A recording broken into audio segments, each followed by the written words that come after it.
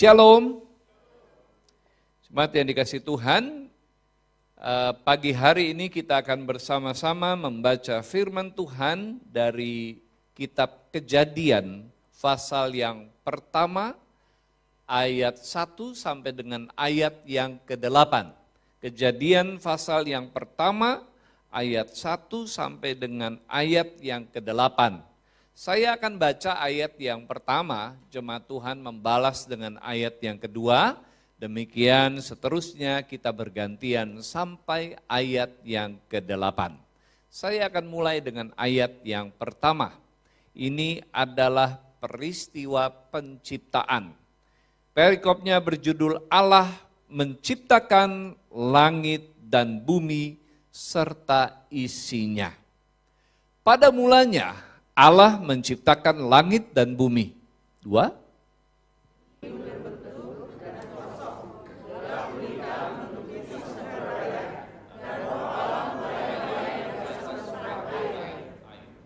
Berfirmanlah Allah, jadilah terang. Lalu terang itu jadi.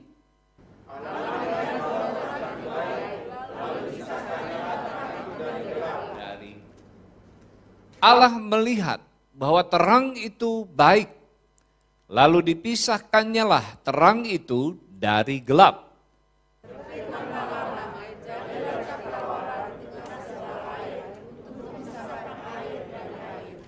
Maka Allah menjadikan cakrawala, dan ia memisahkan air yang ada di bawah cakrawala itu dari air yang ada di atasnya, dan jadilah demikian.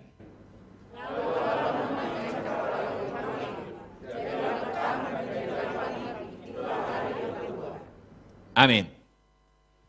Jemaat yang dikasihi Tuhan, kita sudah memasuki bulan kedua di tahun 2023 ini.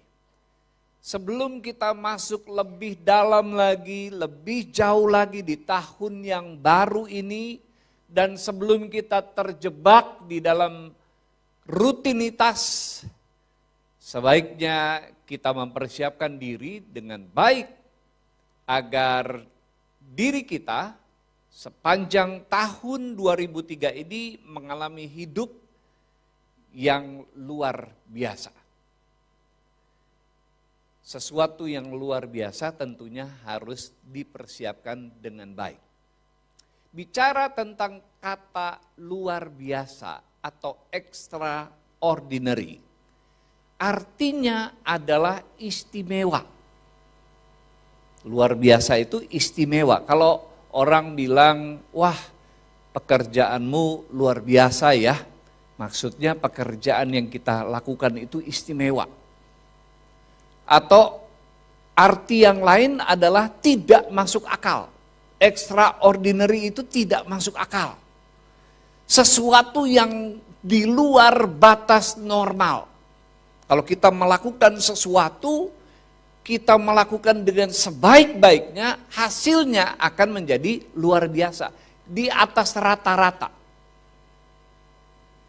Kalau kita sekolah, kita kuliah, dan kita mengerjakan itu dengan sungguh-sungguh, dengan segala kepandaian yang Tuhan berikan, maka hasilnya akan luar biasa. Nah, luar biasa ini juga artinya tidak monoton, tidak biasa-biasa saja, sangat berbeda dari biasanya. Nah, pertanyaannya, mau nggak saudara mengalami hidup yang luar biasa sepanjang tahun 2023 ini? Nggak ada yang mau rupanya. Mau nggak saudara mengalami hidup yang luar biasa di tahun 2023 ini? Pasti mau, karena kita mengerti arti kata luar biasa itu. Enggak biasa-biasa lagi, enggak monoton lagi seperti tahun-tahun yang lalu. Tapi bagaimana menyiapkan diri? Nah, Bapak Ibu Saudara yang dikasih Tuhan, mari kita jalani hidup ini dengan memiliki passion. Passion itu gairah atau semangat untuk berkarya selama kita hidup di tengah-tengah dunia ini. Seperti Allah yang bekerja pada masa penciptaan segala sesuatu, sehingga kita dapat hidup seperti saat ini. Kita udah baca peristiwa penciptaan walaupun hanya sampai ayat yang ke-8, tetapi kita melihat bagaimana Allah menciptakan segala sesuatunya dan kemudian dia berkata, Allah melihat semuanya dan itu baik. Allah nggak pernah menciptakan yang tidak baik. Amin. Dan standar baiknya Allah itu tentunya luar biasa, di atas rata-rata. Nggak bisa diukur dengan baiknya kita. Mungkin kalau kita dapat 6 sudah baik, dapat nilai angka 6 sudah baik, tapi Allah nilainya 10.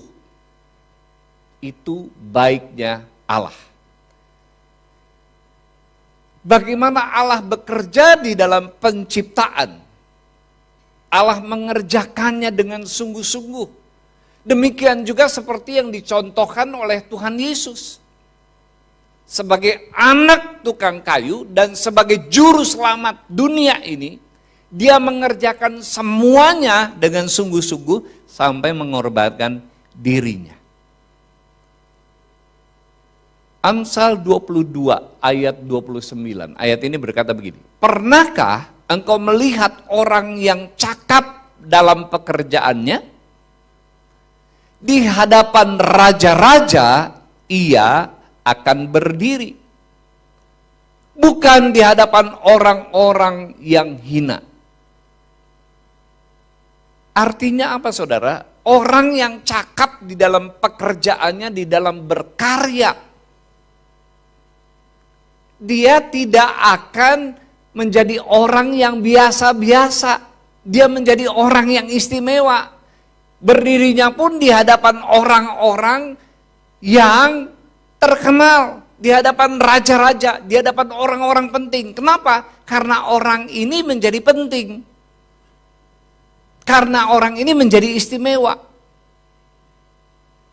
Saudara yang dikasih Tuhan, saya suka kalau baca koran, saya masih langganan Kompas. Mungkin udah banyak yang gak langganan koran ya. Saya masih langganan Kompas, walaupun harganya naik terus. Di halaman paling belakang, itu selalu ada cerita atau kisah bagaimana orang-orang yang melakukan hal-hal yang extraordinary di dalam hidupnya. Beberapa saya jadikan contoh ya. Ada seorang bapak namanya Johnny Drajat.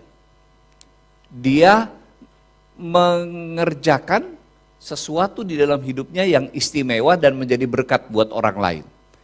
Umur 53 dia pensiun dari bekerjaan di pabrik tekstil. Lalu kemudian setelah dia pensiun, dia nganggur di rumah, kok jadi banyak penyakit. Lalu dia ke puskesmas. Kata mantri di puskesmas, katanya, Bapak ini jangan banyak diem, katanya. Bapak ini orang kerja, udah biasa kerja, jadi harus beraktivitas. Dia mikir kerja apa ya? Cari obyekan atau cari pekerjaan, dia mau berkebun, dia nggak punya lahan. Lalu akhirnya si mantri ajak dia begini, ini kadang-kadang ada pasien-pasien yang harus dirujuk ke rumah sakit di Bandung. Dia ini tinggalnya di Kabupaten Bandung. Lalu kemudian mereka meminjam kendaraan untuk mengantar pasien-pasien dari puskesmas ini ke rumah sakit yang besar di Bandung. Nah saudara, ini menjadi tugas rutinnya dia. Dan setelah dia menolong orang, dia jadi sehat. Lalu dia mulai berpikir, wah kalau gitu saya harus melakukan sebuah aktivitas yang jadi berkat buat orang. Nah Pak Joni Derajat ini lalu kemudian minjem mobil, ya, karena orang-orang di kampung itu melihat bahwa dia suka nganter-nganter orang ke rumah sakit, dipinjeminlah dia mobil, lalu dimodifikasi mobil minibus ini menjadi seperti ambulan. Mulailah dia nganter-nganter orang, ya, yang sakit di puskesmas, dan mulai kemudian di kampung itu dia dikenal sebagai orang yang suka mengantar dan gratis. Biasanya kalau dia sampai rumah sakit mengantar orang, setelah orangnya sampai di rumah sakit dia buru-buru menghilang. Sebab dia takut dikasih duit katanya. Saudara, apa yang terjadi setelah 17 tahun, ya, sampai hari ini dia sudah membawa orang sakit, dia hitung-hitung. Jadi setiap dia selesai mengantar orang, dia catat di sebuah buku, dan dia sudah mengantar 8.500 orang tanpa memungut biaya. Tapi ada beberapa orang yang datang ke rumahnya lalu ngasih sesuatu gitu ke keluarganya. Karena kalau dikasih ke dia menolak. Dia memberikan sesuatu yang luar biasa dalam hidupnya untuk menolong orang lain. Ini yang pertama. Yang kedua, ada seorang bapak juga. Ini bapak ini orang Samosir, ya, namanya Alpian Julianto. Dia bekerja di perkebunan di Salatiga. Lalu ayahnya panggil dia pulang ke kampung karena tanah kakeknya nggak ada yang ngurusin. Nah, pulanglah dia ke kampung dan dia membawa ilmu bagaimana dia menanam kopi dengan baik. Itu dia pelajari waktu di Salatiga dan dia kembangkan di kampungnya. Apa yang dia lakukan? Dia buat semacam pupuk kompos padat dan cair, lalu kemudian dia bagikan kepada petani di sana. Karena dia lihat kopi di sana kurus-kurus pohonnya, buahnya jelek, nggak maksimal. Bagaimana buah kopi bisa dijual dengan baik kalau hasilnya seperti itu? Lalu dia kunjungin para petani di sana. Di samping dia juga mengurus kebunnya. Dia bagikan kompos gratis. Dia ambil dari mana bahan-bahan pupuk kompos ini? Dari limbah rumah tangga, ya, dari buah-buahan yang busuk, lalu kemudian dari kotoran sapi yang dia lihat di jalan dia ambil, dan dia buat pupuk kompos dan dibagikan kepada para petani. Hasilnya luar biasa, cepat bertumbuh dan buahnya sangat-sangat baik kualitasnya. Sampai suatu hari ada sekelompok mahasiswa dari UGM, ya,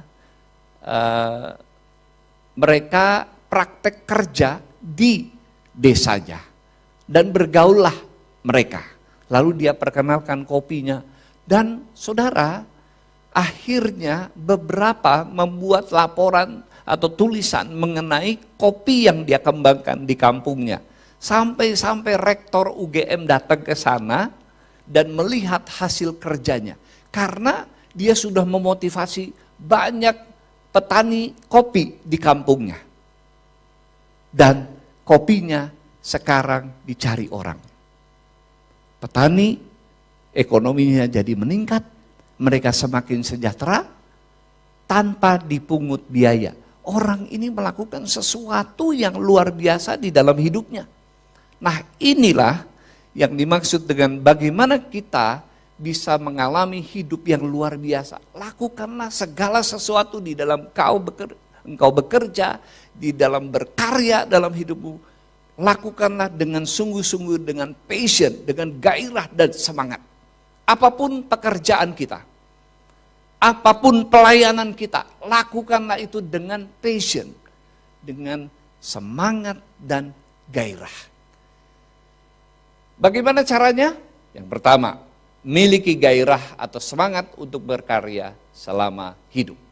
Nah, saudara, sadarilah bahwa Tuhan menciptakan kita untuk bekerja, berkarya. Bukan hanya sekedar bekerja, tapi berkarya. kata berkarya ini menunjukkan bahwa sebuah proses mencipta, berkarya itu proses mencipta untuk menghasilkan sesuatu atau melahirkan sesuatu. Contohnya seperti melukis. Dia menciptakan atau menghasilkan sesuatu. Yang kedua, arti berkarya adalah gagasan yang dituangkan dalam sebuah karya gerakan sosial.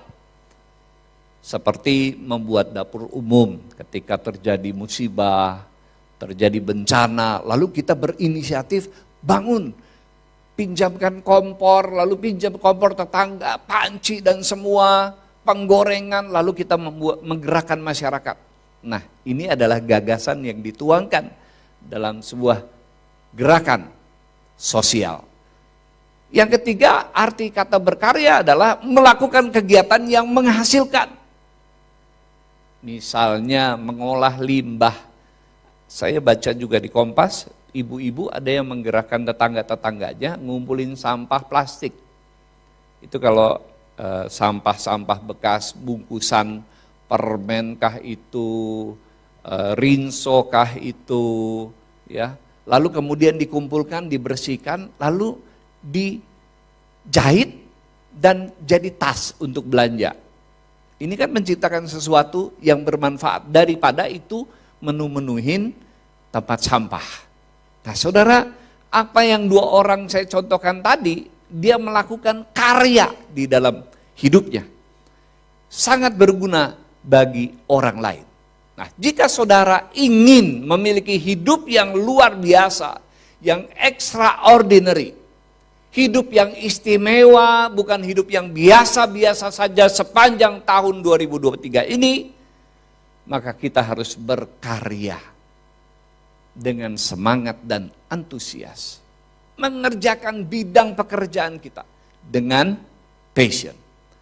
Sadarlah saudara bahwa saudara diciptakan untuk berkarya, untuk bekerja di tengah-tengah dunia ini. Mau lihat ayatnya, Efesus 2 ayat 10. Kita baca sama-sama ayat ini, Efesus 2 ayat 10, 1, 2, 3. Karena kita ini buatan Allah, diciptakan dalam Kristus Yesus untuk melakukan pekerjaan baik yang disiapkan Allah sebelumnya. Ia mau supaya kita hidup di dalamnya. Maksud kalimat terakhir ini, iya, Allah mau supaya kita hidup di dalam rencananya, melakukan kerja, berkarya selama kita hidup di tengah-tengah dunia ini. Yang saya jadikan contoh itu bukanlah orang Kristen. Bukanlah orang yang diselamatkan, belum diselamatkan oleh Yesus Kristus. Nah, bagaimana dengan kita, orang-orang yang sudah diselamatkan? Mestinya kita berkarya lebih baik. Amin. Kita bisa berkarya lebih baik.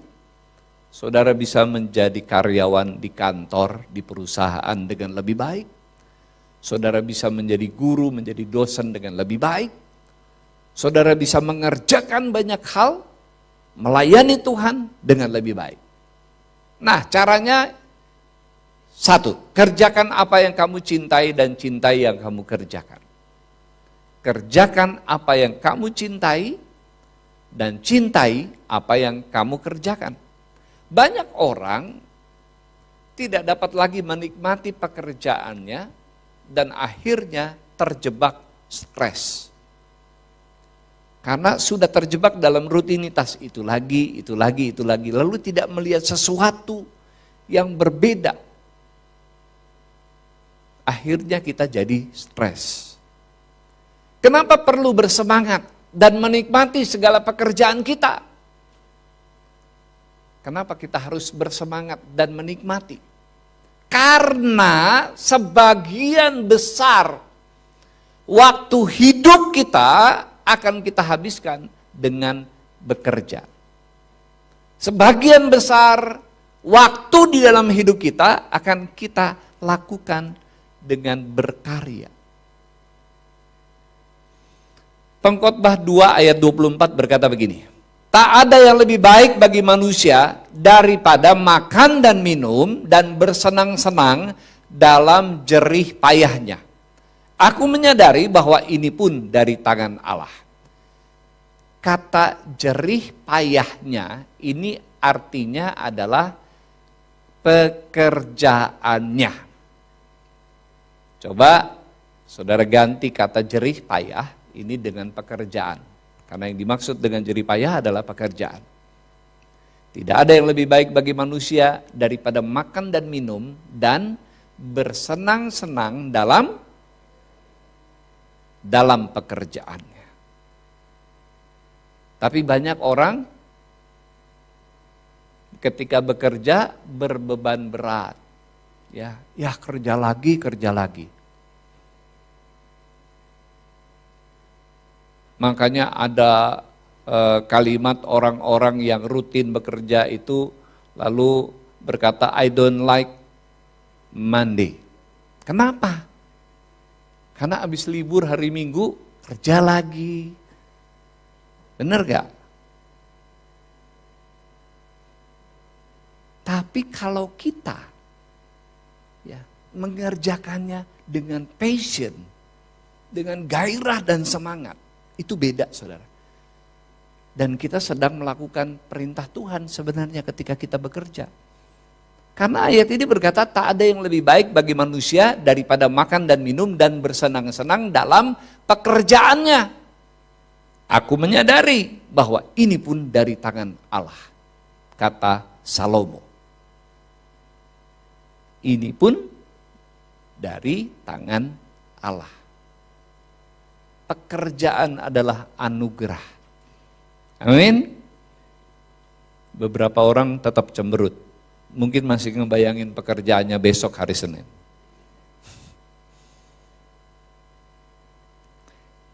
Kita bisa kerja tanpa gairah, tanpa passion. Tapi kita tidak bisa berkarya tanpa passion, tanpa gairah dan semangat. Kita nggak bisa berkarya. Seperti dua contoh orang yang tadi saya angkat di awal khotbah.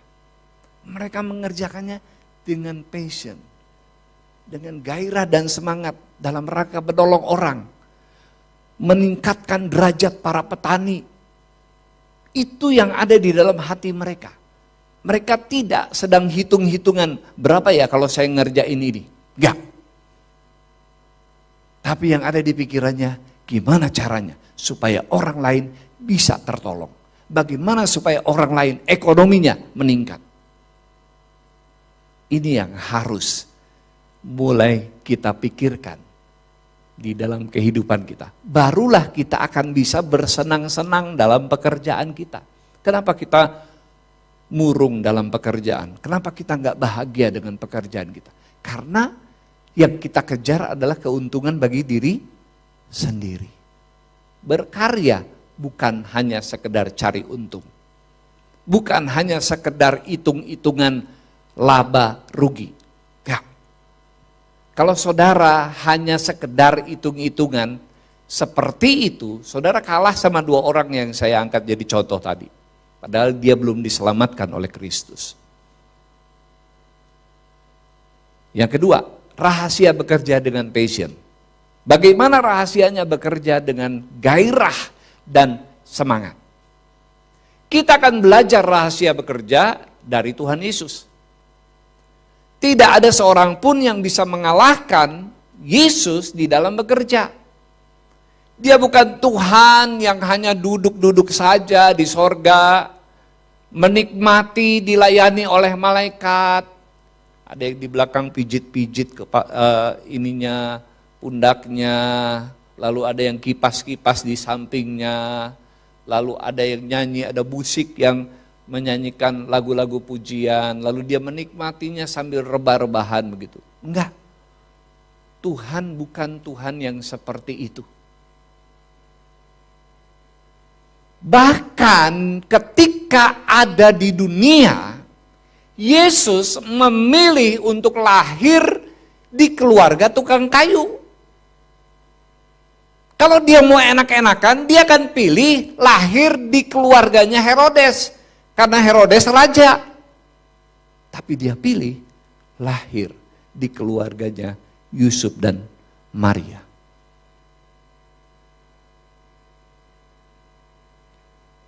Meski di Alkitab tidak diceritakan periode kehidupan Tuhan Yesus dari umur 13 tahun sampai 30 tahun. Tapi pasti Yesus membantu ayahnya, Yusuf, sebagai tukang kayu. Pasti ayahnya akan minta tolong dia mengerjakan beberapa hal. Dan pasti Yesus mengerti bagaimana mengerjakan kayu-kayu itu. Mungkin ayahnya meminta dia mengantar hasil pesanan orang ke tempat yang memesan. Buat Yesus itu adalah sesuatu yang biasa. Bahkan sampai hari ini pun Tuhan masih bekerja. Amin. Tidak ada yang mengalahkan Tuhan dalam hal berkarya. Menara Eiffel di Perancis, piramida di Mesir, Candi Borobudur di Jawa Tengah, itu belum apa-apa dibanding karya agungnya Tuhan yang menciptakan alam semesta. Gimana orang dari luar negeri datang jauh-jauh, datang ke Borobudur dan terkagum-kagum sampai berdecak-decak, sampai mulutnya nganga gitu ngelihat, kok ada ya zaman dulu ada candi yang bisa dibangun sedemikian megahnya, sedemikian besarnya. Tapi dia gak pernah heran tuh ngelihat ciptaan Tuhan dunia ini. Tuhan menciptakan segala sesuatu dengan amat sangat baik. Di dalam Kejadian pasal 1 ayat 1 sampai dengan ayat yang ke-8. Allah menciptakan segala sesuatunya dengan amat sangat teratur. Nah, apa yang kita bisa pelajari dari bacaan kita tadi ini? Ada beberapa hal yang perlu kita lihat. Yang pertama, Allah memiliki visi yang jelas ketika Dia menciptakan dunia ini. Allah sudah memikirkan segala sesuatunya. Mana yang pertama dikerjakan, mana yang berikutnya dikerjakan. Allah sudah memiliki gambaran besarnya sebelum menciptakan dunia ini. Dan ciptaan yang terakhir adalah manusia.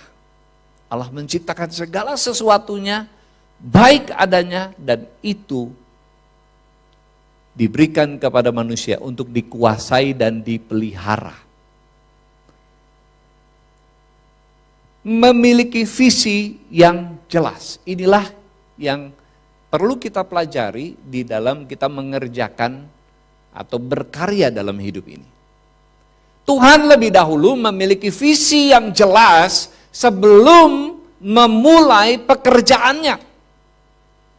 Demikian juga halnya dalam pekerjaan, sama-sama kita misalnya mengerjakan hal yang sama dengan orang lain, tapi ada orang yang mengerjakan pekerjaannya dengan terbebani, sedangkan ada orang lain yang mengerjakan pekerjaannya dengan semangat dan bergairah. Apa yang membedakan orang itu? Yang membedakannya adalah visi. Yang satu melihat visinya, sedangkan yang satunya lagi tidak melihat.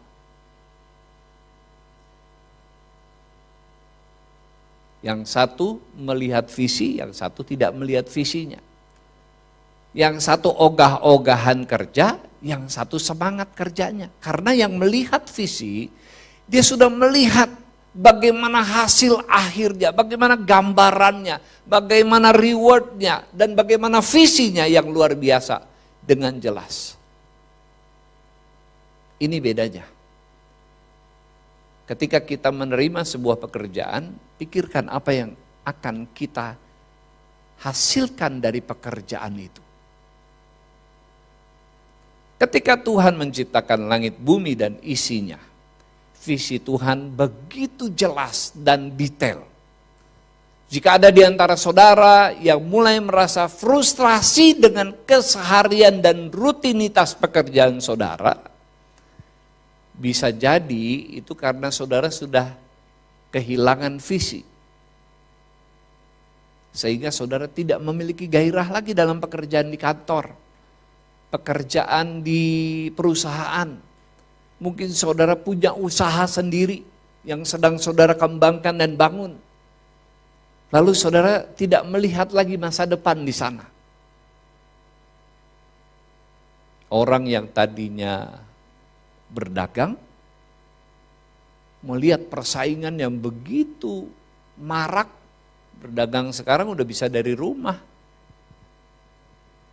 Bisnis sekarang udah bisa dari rumah, sambil mengerjakan pekerjaan-pekerjaan di rumah, dia bisa berbisnis dengan mengandalkan media, internet, dan sebagainya.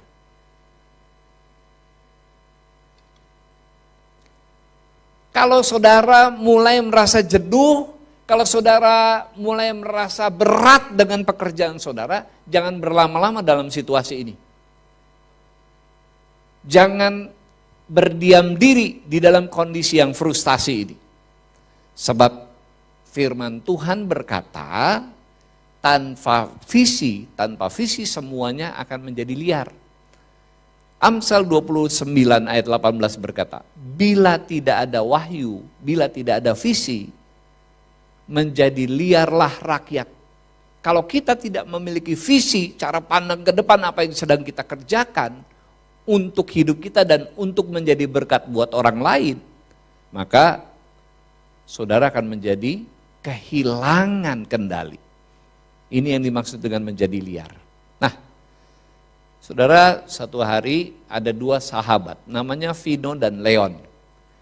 Dia melayani di gereja yang sama, ya, dan mereka melayani di departemen multimedia sebagai campers. Campers itu cameraman person, seperti anak-anak remaja kita yang melayani sebagai campers di gereja. Ya. Nah, setelah 6 bulan, Leon mulai mengeluh. Dia merasa lelah dan bosan. Karena apa? Karena jadwal pelayanan yang makin padat, sehingga waktunya tersita dan dia nggak bisa nongkrong-nongkrong lagi sama teman-temannya. Apalagi jerih lelahnya itu terasa sia-sia karena dia nggak dapat apa-apa, nggak dapat honor, nggak dapat PK dalam pelayanan itu. Kalau dibandingkan dengan Vino temannya, Leon ini merasa lebih punya kemampuan di dalam menggunakan kamera, di dalam pelayanannya sebagai campers. Tapi dia tidak melihat ada sesuatu yang menguntungkan dirinya. Akhirnya dia mengambil keputusan untuk mundur dari pelayanan. Dan dia memilih untuk jadi jemaat biasa aja. Berbeda dengan Vino, sahabatnya, yang terus melayani dengan passion, dengan gairah, dengan bersemangat. Setiap kali dia dikasih jadwal sama pimpinannya, dia mengerjakannya dengan antusias dan bertanggung jawab. Dan apa yang kemudian terjadi dengan Vino?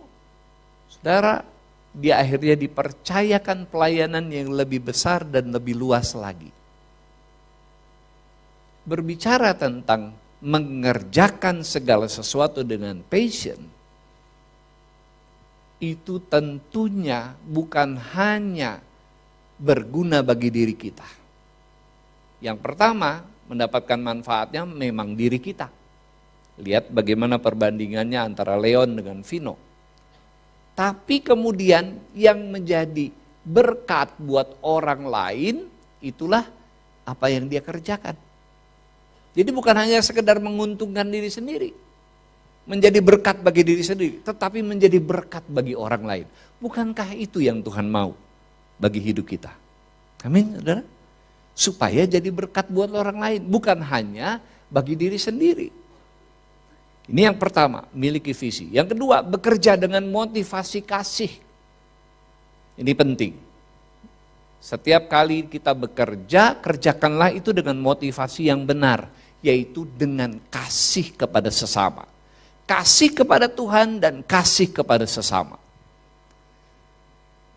Tuhan sangat semangat di dalam berkarya menciptakan dunia ini sebaik mungkin. Karena Tuhan sangat mengasihi manusia, makanya Dia mengerjakannya dengan hasil yang sebaik mungkin. Allah menjadikan segala jenis binatang liar dan segala jenis ternak, ini di dalam Kejadian 1 ayat 25, kita lihat ayat ini ya. Allah menjadikan segala jenis binatang liar dan segala jenis ternak dan segala jenis binatang melata di muka bumi. Allah melihat bahwa semuanya itu apa? Baik. Jadi Allah melakukan segala sesuatunya dengan baik. Dan ingat, standar baiknya Allah itu di atas standarnya manusia tentunya. Amat sangat baik kalau ukurannya manusia, apa yang Allah kerjakan. Demikian pula halnya dengan kita. Jika kita memiliki kasih kepada Allah dan kasih kepada sesama manusia, dengan passion yang besar, maka kita akan bisa mengerjakan segala sesuatu menjadi luar biasa, menjadi extraordinary. Orang-orang yang kita cintai itu bisa juga menjadi satu sumber semangat tersendiri untuk kita. Karena kita mencintai mereka, maka kita mau berkarya, melakukan pekerjaan kita dengan segenap hati. Bahkan berjuang dengan penuh semangat demi orang-orang yang kita cintai. Terlebih jika kita memiliki kasih mula-mula, ya, dan kasih mula-mula itu berkobar-kobar di dalam hati kita. Nah, ada sebuah kisah, ada seorang guru sekolah minggu namanya Wina. Dia baru saja bergabung menjadi guru sekolah minggu setelah dia mengikuti training, dibekali, lalu kemudian dia mulai bergabung di komisi sekolah minggu gerejanya. Ketika dia melayani dengan semangat, dengan sukacita. Ya, karena apa? Karena dia mengasihi Allah dan mengasihi anak-anak sekolah minggu yang dipercayakan kepadanya. Tapi sayangnya seniornya dia di komisi sekolah minggu itu nggak ada perhatian, nggak ada penghargaan sama sekali, ya, nggak pernah memperhatikan dia. Tapi Wina tetap melayani dengan semangat. Karena itu tadi dasar pelayanannya adalah melayani Tuhan dan melayani sesama dengan kasih. Dia melayani Tuhan dan melayani anak-anak sekolah minggu yang dipercayakan kepadanya. Bahkan Wina melakukan yang lebih daripada yang diharapkan. Dia suka mengeluarkan uang dari koceknya untuk membeli bahan-bahan alat peraga supaya pengajarannya itu menarik buat anak-anak. Bahkan dia suka beli coklat dan permen jelly untuk hadiah buat anak-anak yang rajin. Anak-anak yang suka bertanya di kelasnya. Kalau anak-anak bertanya, dia antusias menjelaskan, bukan dimarahin anak-anaknya. Saudara, apa yang terjadi? Wina menjadi guru sekolah minggu yang idola. Idolanya anak-anak di sekolah minggu. Dan apa yang terjadi kemudian? Sekolah minggunya jadi rame, ya. sekolah minggunya menjadi hidup, ya. Dan orang tua sangat tertarik dengan apa yang dilakukan oleh Wina dan sekolah minggu, komisi sekolah minggu di gerejanya. Dan anak-anak ini, karena dia mengidolakan Wina sebagai guru sekolah minggu, ketika anak-anak ini mulai remaja, mereka mulai merindukan untuk jadi guru sekolah minggu seperti Wina. Akhirnya dia memotivasi banyak orang untuk melayani generasi selanjutnya dari orang-orang percaya. Karena apa yang ditanamnya itu nilainya kekal, saudara.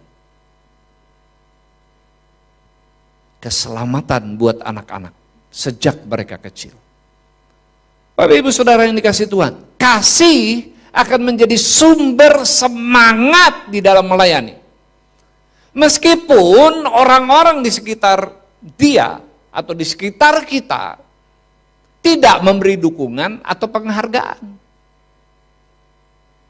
Banyak orang kan kalau diprotes sedikit aja pelayanannya udah ngambek, nggak mau pelayanan lagi. Udah jadi jemaat biasa aja, nggak usah melayani. Tapi bukan di sini. Di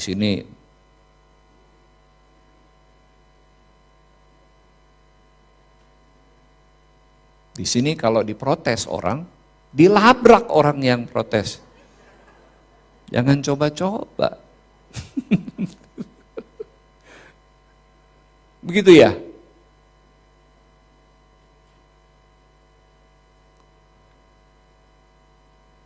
Kasih akan menjadi sumber semangat di dalam melayani. 1 Korintus 16 ayat 14 berkata begini, lakukanlah segala pekerjaanmu dalam kasih. Lakukanlah segala pekerjaanmu dalam kasih.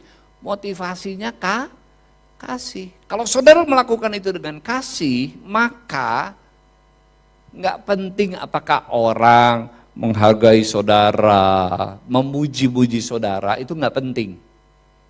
Karena firman Tuhan bilang kalau saudara melakukan sesuatu dan saudara dipuji, dan saudara bangga dengan pujian itu, upahmu sampai di situ. Tapi kalau engkau melayani segala sesuatu dengan sebaik-baiknya, tidak ada orang yang memperhitungkanmu dan engkau tidak menuntut dipuji, maka Allah yang akan memberi upah.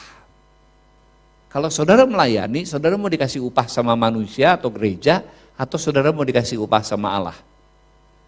Berapa sih paling dikasih upah sama manusia, sama gereja? Berapa sih paling? Tapi kalau dari Allah, wow. Mestinya itu yang kita harapkan. Ketika kita melakukan segala sesuatu yang terbaik. Karena kita ingin memberi kepada Allah dengan kasih. Maka Allah akan memperhitungkan apa yang saudara lakukan. Amin. Yang terakhir, bekerja di bawah berkat dan perlindungan. Atau bahasa kerennya di bawah pengurapan. Di bawah pengurapan Roh Kudus saudara bisa bekerja dengan hasil yang maksimal dan luar biasa. Markus 1 ayat 35, mari kita baca sama-sama. 1, 2, 3. Pagi-pagi benar, waktu hari masih gelap, ia bangun dan pergi keluar. Ia pergi ke tempat yang sunyi dan berdoa di sana. Ini yang dilakukan oleh Tuhan Yesus setiap pagi. Dia membangun hubungan dengan Bapaknya. Dia mau bekerja sepanjang hari dimulai dengan pengurapan dari Tuhan. Ini yang dia lakukan. Harusnya inilah yang membedakan kita dengan orang yang belum percaya. Yang membuat seharusnya kita lebih produktif dari mereka, yaitu pengurapan. Kata pengurapan ini dulu ini biasa digunakan oleh para penggembala domba. Jadi begini, domba itu karena bulunya tebal dan kotor kan tidurnya di sembarang tempat dan nggak ada kandang yang bersih, ya. Domba itu biasanya ada kutu di bulu-bulunya. Nah, kutu ini kalau dia mencapai ke bagian kepala dan masuk ke telinga domba, kutu ini bisa membunuh si domba. Itu sebabnya para penggembala itu meminyaki, ya, kepala domba sehingga itu mengelilingi telinganya. Ya, minyak itu mengelilingi pinggir telinganya dan kutu nggak bisa mencapai di sana. Itulah asal kata dari kata pengurapan. Ya kan, kalau orang-orang di perjanjian lama, nabi diurapi, raja diurapi, ya, hamba-hamba Tuhan diurapi.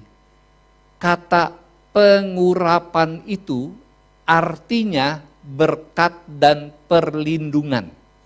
Jadi dimulai dari domba, supaya domba ini bertahan hidup, ya, ada perlindungan atasnya, maka dia harus diurapi oleh penggembala supaya tidak kemasukan kutu. Jadi setiap kutu yang mau mencapai lehernya udah tergelincir. Karena apa? Karena ada minyak, karena ada pengurapan. Nah, istilah pengurapan itu dimulai dari sana. Arti kata pengurapan di kemudian hari itu maknanya adalah berkat dan perlindungan. Nah, saudara bisa bayangkan, kalau saudara melihat contoh tadi, orang-orang sekuler, orang-orang dunia ini yang tidak mengenal Yesus, tapi mereka mengerjakan pekerjaannya dengan passion, hasilnya luar biasa. Bagaimana kalau anak-anak Tuhan, kalau saudara dan saya mengerjakan pekerjaan yang kita lakukan di bawah pengurapan Tuhan, di bawah berkat dan perlindungan Tuhan, hasilnya pasti luar biasa. Nah, caranya bagaimana? Ini yang Tuhan Yesus contohkan, ya. Dia mendahulukan persekutuan dengan Tuhan sebelum mengerjakan apapun, sehingga hidupnya ada di dalam berkat dan perlindungan Tuhan. Mari kita praktekkan hal ini dalam kehidupan kita. Apapun yang saudara lakukan, apapun pelayanan yang saudara kerjakan, apapun pekerjaan yang saudara lakukan di tengah-tengah dunia ini, lakukanlah itu di bawah pengurapan Roh Kudus. Maka saudara akan memiliki kemampuan yang luar biasa. Ini ayat terakhir. Yesaya 40 ayat 28 sampai 31. Kita baca bergantian. Saya baca ayat 28, Bapak Ibu Saudara ayat 29, kita bergantian sampai 31. Tidakkah kau tahu dan tidakkah kau dengar? Tuhan ialah Allah kekal yang menciptakan bumi dari ujung ke ujung. Ia tidak menjadi lelah dan tidak menjadi lesu, tidak terduga pengertiannya. 29. Orang-orang muda menjadi lelah dan lesu, dan teruna-teruna jatuh tersandung.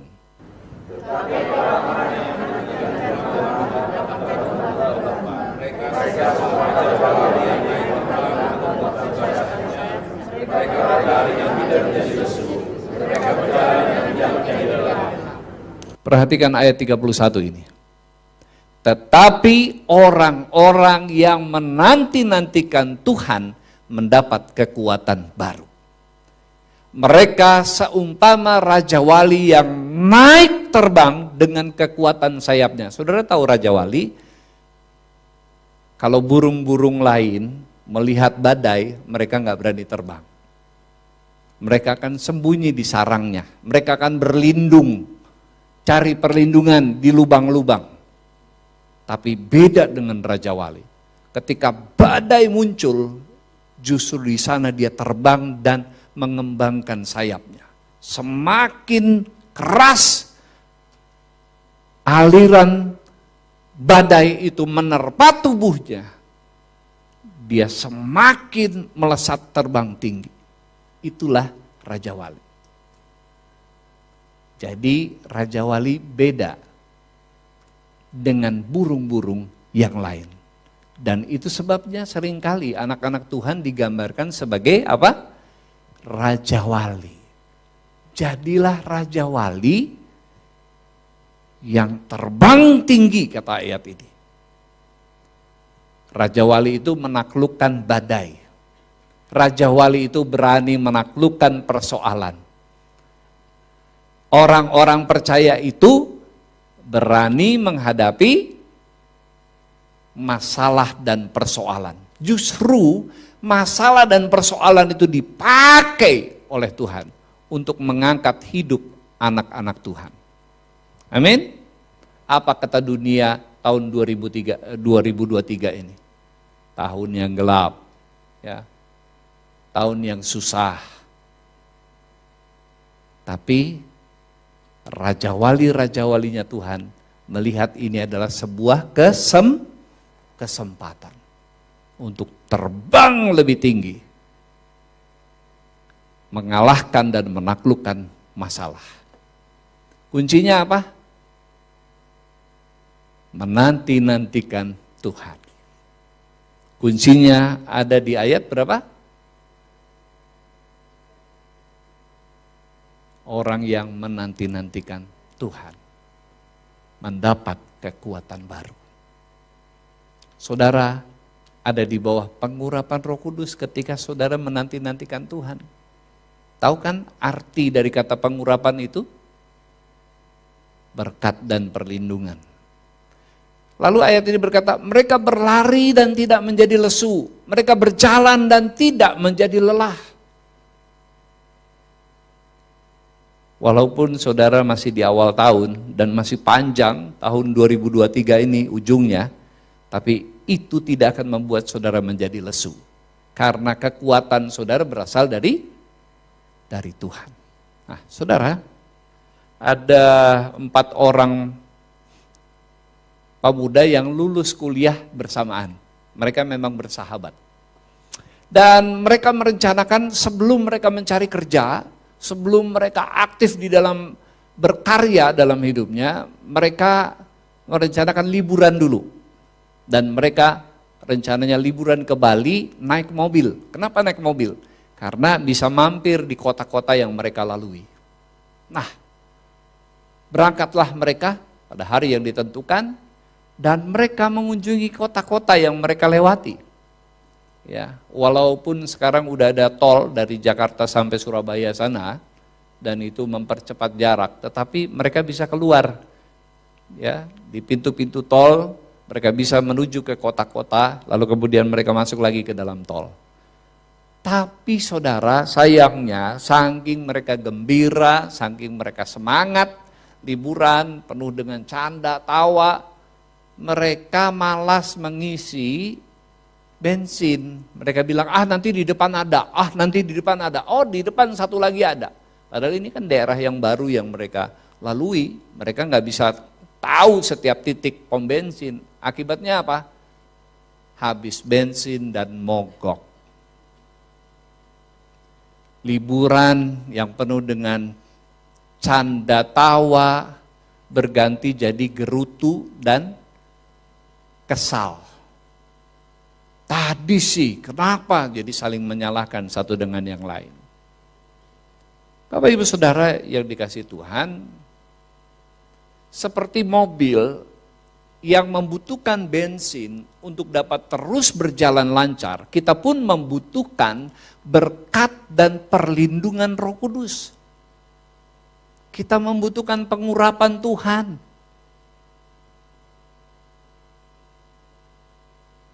Untuk mencapai visi yang sedang kita kerjakan. Ketika kita melupakan dan lalai mengisi tangki, mobil kita bisa mogok. Ketika kita lalai, ya, membangun hubungan dengan Tuhan sehingga kerohanian kita terus diisi, akibatnya apa? Kita bisa mogok di tengah jalan. Makanya ketika menghadapi hambatan, ketika menghadapi masalah, saudara stres, saudara tergeletak, tidak bisa melakukan apa-apa. Dan akhirnya saudara bisa berhenti nggak mencapai visi. Saya bertanya di awal khotbah, saudara mau nggak mengalami kehidupan yang extraordinary sepanjang tahun 2023? Mau. Kuncinya saudara ada di bawah pengurapan Roh Kudus. Karena dialah sumber kekuatan saudara. Saudara nggak bisa ngandelin kekuatan manusia. Saudara nggak bisa mengandalkan pengalaman saudara. Karena pengalaman saudara terbatas. Apalagi pengetahuan saudara. Pengetahuan saudara itu ada di otak yang hanya sekepal tangan ini, besarnya otak manusia.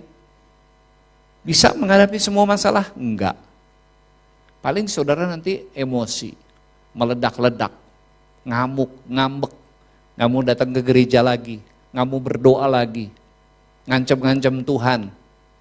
Ya kan? Paling modalnya itu kan. Padahal yang salah siapa? Yang salah kita, karena kita tidak ada di bawah pengurapan Roh Kudus. Kita tidak ada di dalam berkat dan perlindungan Roh Kudus. Kita membutuhkan kuasa supranatural itu. Kita membutuhkan kuasa sorgawi itu di dalam menjalani hari-hari kita ke depan. Biarlah firman Tuhan ini menjadi bekal buat kita sepanjang tahun 2003. Nanti kita akan lihat di Januari 2003. Kita lihat ke belakang. Januari 2024, kita lihat ke belakang, gimana perjalanan kita. Ada nggak bedanya perjalanan yang mengandalkan pengurapan Roh Kudus dengan perjalanan yang mengandalkan kekuatan diri sendiri? Pasti akan ada perbedaan yang sangat besar. Karena Tuhan memberkati dan melindungi perjalanan saudara. Amin.